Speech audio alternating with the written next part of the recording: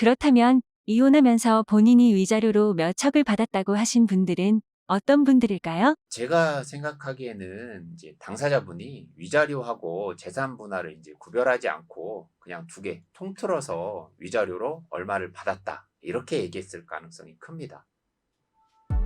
안녕하세요. 한경태 변호사입니다. 이혼 소송 상담을 하다 보면 상담 받으시는 분들이 저 위자료 얼마 받을 수 있을까요? 라고 많이들 물어보십니다. 아니면 변호사님, 저 위자료 무조건 많이 받아야 돼요. 많이 받으려면 어떻게 해야 돼요?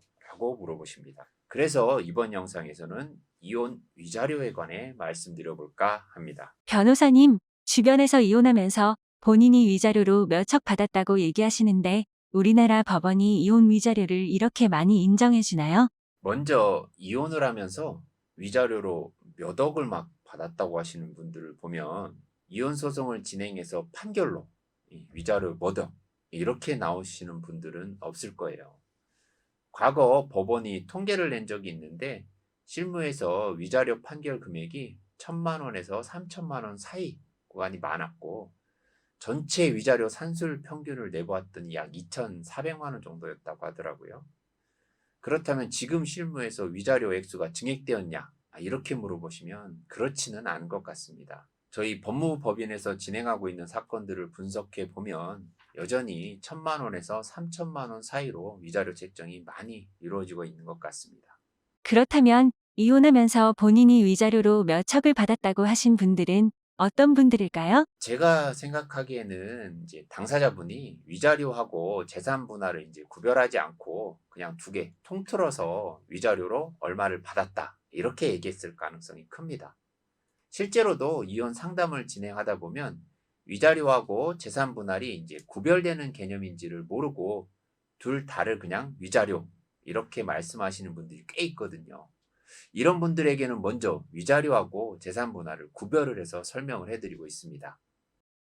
그럼 위자료와 재산 분할은 어떻게 다른 건가요?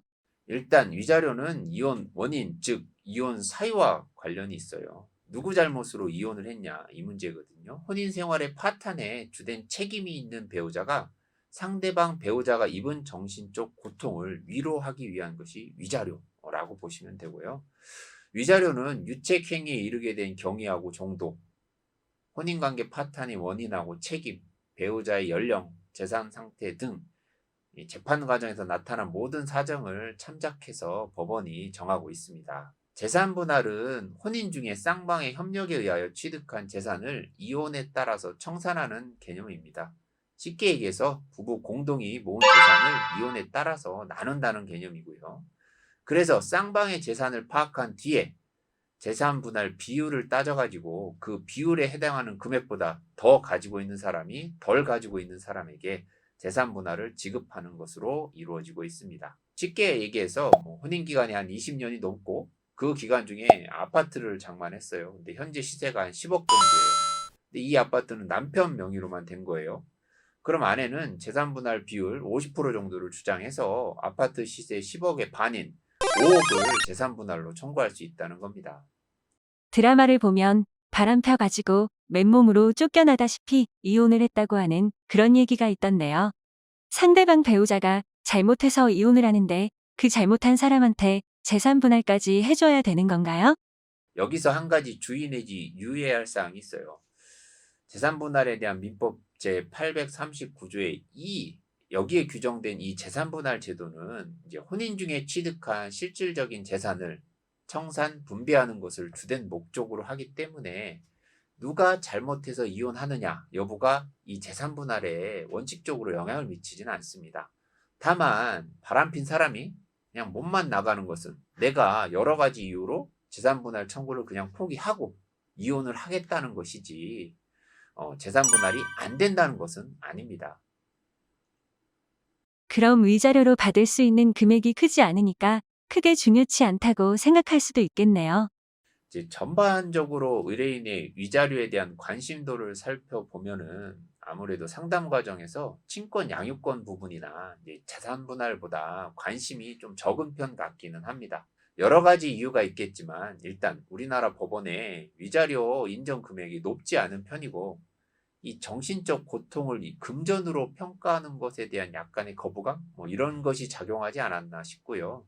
그리고 이제 감정적인 측면에서 보면 아이를 키우는 것에 대한 관심을 더 가질 수밖에 없고, 이제 금전적인 측면에서 보면 보통 위자료보다 재산 분할 금액이 크니 재산 분할에 관심을 더 가지는 것 같습니다. 하지만 의뢰인분들 중에 위자료를 꼭 받아야겠다고 얘기하시는 분이 있어요.